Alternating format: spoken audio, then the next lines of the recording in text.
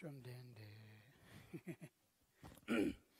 Chumdende, Jizun Jambe Yang Lo, Changze Lo, Kange Lo De, Dimye Tinder, Yetara Namda Rapsal, Jinye Tunge, Jija Zikira, Nige Tukara Legbamzin, Kangdai Sipe, Tsundai Maria, Mintom Dungai Chisir.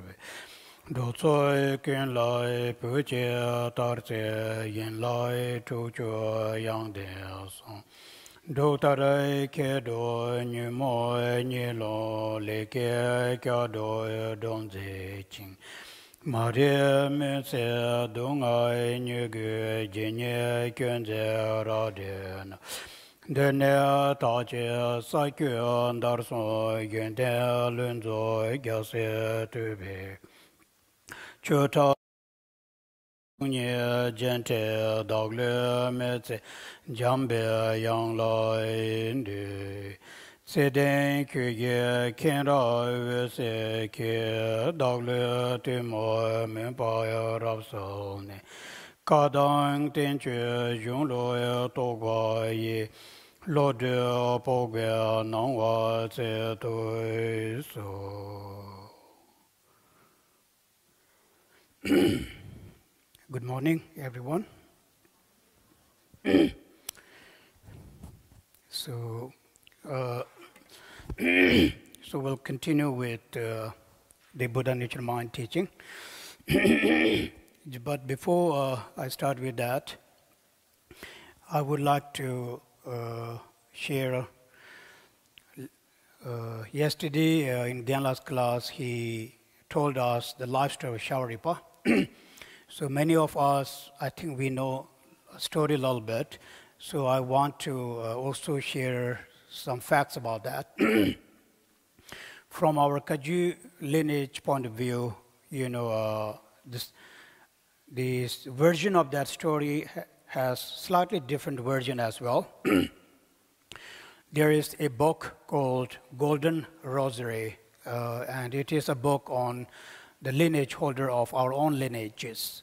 And in that book, then you will find the story. So the version that sort of we have, so to speak, in that Golden Rosary actually is what we call.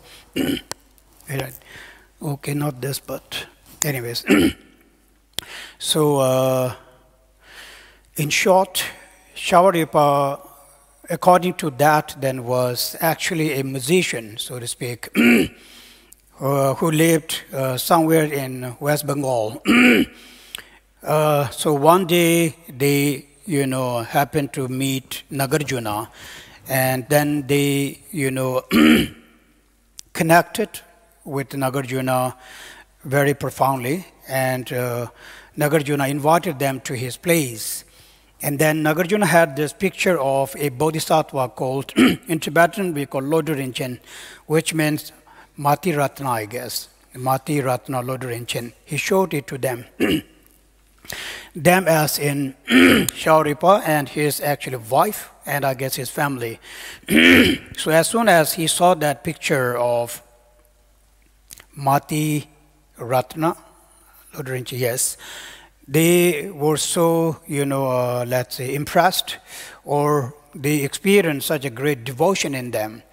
And they told Nagarjuna if there is any way that they could meet him. Nagarjuna says, yes, you could meet him, but before you meet him, I must show you something. And this is the part which Gyanla actually told yesterday about the hell realm,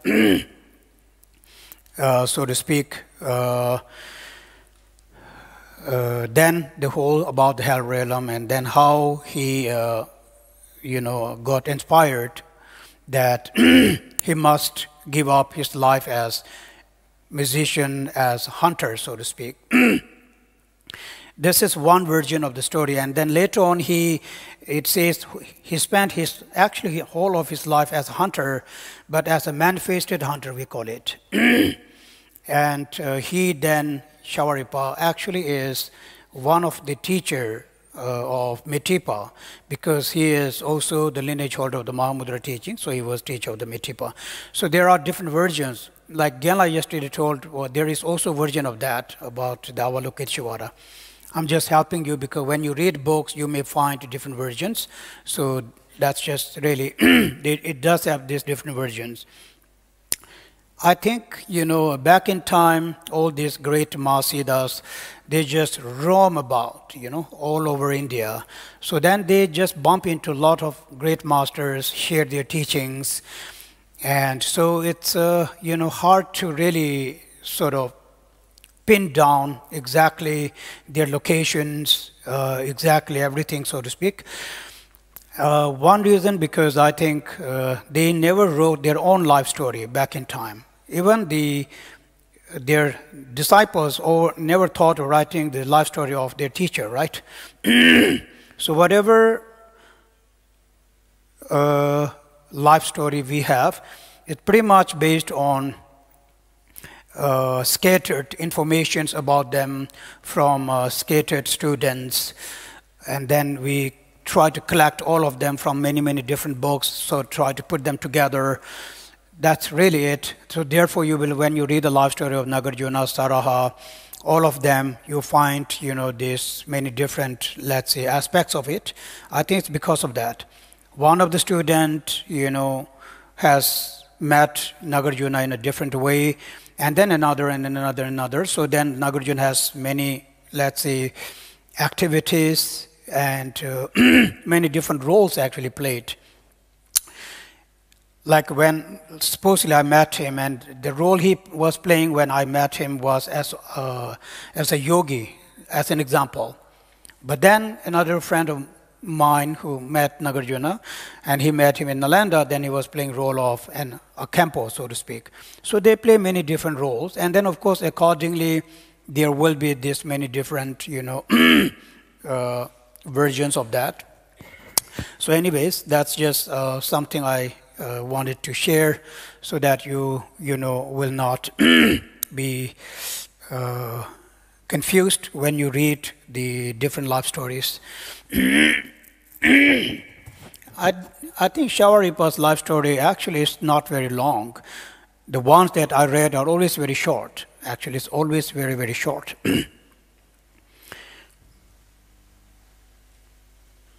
Anyway, so if you interested, then you can always, I guess nowadays you can Google, so you please Google that, and you may find something more interesting. Google pretty much has become like a mind of a sentient being, except that it doesn't exactly,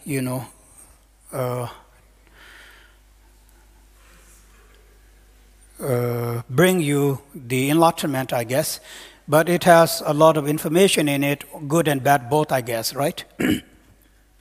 So the good informations, the Dharma informations, but some Dharma information you find in them are also pretty, crazy, I guess. People just put everything inside it, or Google just, collect everything. As far as I understand, it likes to collect all the information. Our brain, it wants to, all that stuff. Anyway, you guys know better than me, so I don't have to say these things. But it's good to know the life story of our teachers, because, it is to help us to live our life better, follow their examples, But follow their example doesn't really mean we have to become them, right? Sometimes people mistake that. Like, I have to behave exactly the same way. I even have to have the same kind of, tone like my guru, or, act like my guru, wear like my guru. That's actually a little bit insane why you do that, You can be on your own. You don't have to do that. That's not what it meant by following the example. There's an example, then I should be my own self, right? Always I should be my own self, develop my own quality, and I have my own characteristics. My own Buddha nature mind has my own characteristics. I experience that. Because sometimes I think we, as a follower, tend to do that, We copy our Lama, so to speak. So I'm saying, don't copy your Lama. It's very strange to copy your Lama, physically, so to speak. Try to behave like him, haircut like him or her, or even shades wear like him or her. Those are, not exactly what it meant. Will not really help you for the inner growth, so to speak. So please don't copy from that point of view. An inspiration, like every enlightened being, what we really, they are an inspiration actually, right? And we just leave it at that. They are inspiration, and from that we try to learn, we try to develop as much as we can individually, and then see, our own inner growth. And based on our inner growth, then we further, let's say, develop whatever is there that I can actually develop. We have lots of abilities, right? Of course, we are full of abilities. Like when we say we have Buddha nature mind, it pretty much means we, in essence, are all Buddhas. Like we always say all sentient beings are Buddha. It is a fact. Like I was saying yesterday, we have all the abilities of kindness, compassion, wisdom, virtues, all this ability. And these are the abilities of our own mind. And we can always and always, develop them timelessly, infinitely actually. Because there's no, limit to these qualities of the mind. Mind itself has no limit, right? If we talk from the mind point of view, then how can the potential of the mind can have any limit? It has no limits whatsoever. It's limitless. It's infinite. Anything in that, we have those qualities. So this is what I meant when we see this good, noble qualities in our teachers. Let it put this way. That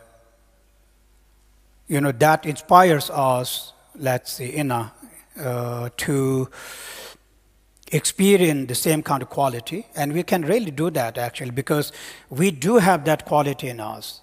Exactly, same quality in us. And we are not really different at all. In essence, there is no difference at all. Only that right now we don't exactly see it absolutely. We don't exactly experience it absolutely. There is a reason for that. And that reason is none other than what we call as karma and kleshas, meaning negative emotions, all the obscurations. There's another, part of the mind, in fact, right? So we need to deal with that. We need to work with that. And then after when we work with that, then yes, we very much, in essence, don't really have to create a new Buddha or anything, because in essence we are all Buddhas. But we do need, the conditions, Buddha, Dharma, and Sangha, so to put that way, right? So, and they are, let's say, the best means for us to become Buddha, for us to really understand our own nature, and then experience them, basically really experience them. That's it. There's nothing more, nothing less to that, actually, as far as these conditions are concerned. They are all equally good, like I was saying yesterday. Any kind of teaching, be it Mahayana, Vajrayana, Hinayana, they're just name. They're simply name. It doesn't really have any kind of, let's say, this different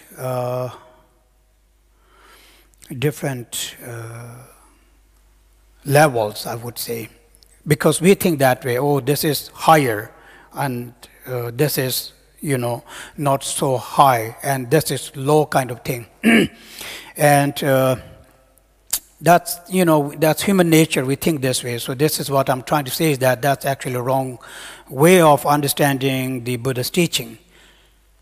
How can I even dare to say that Buddha's teaching is, not good, for example? Or how dare I say that this kind of Buddha's teaching is, inferior and superior? Actually, it's not at all even true. Our mind tends to differentiate those things, and so then, and anyways, it's not actually a good way to do that. because we don't know what will help us the best. We may think this is the best condition, but if that best condition is not for you, then, like I was saying yesterday, then what is the point actually of you or of us, depending on that?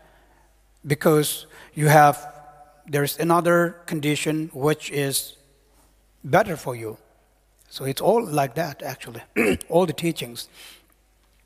Because you never know when it's going to click. When all we need is that one, let's say, shot actually. We're looking for this one shot. And you never know what is going to help us to have that one shot. It could be a lightning, so to speak. And right there, perhaps you may recognize your nature of the mind. It could be a sound. Yesterday, we talked about noise. It's just a noise. That's a good one, actually, about the mantra, no? You never know. It could be really that just a sound. We know from the life story of Naropa, right? Naropa, So Teropa slapped him. We all know that. All he got was a slap. People say he slapped with his sandal. But nevertheless, that's all he needed. And then, so that's what I'm saying. It's also not really teaching, right? Sometimes.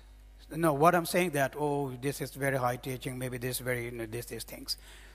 But then what if the sound of something helps you to reach enlightenment? It's not even a teaching from that point of view.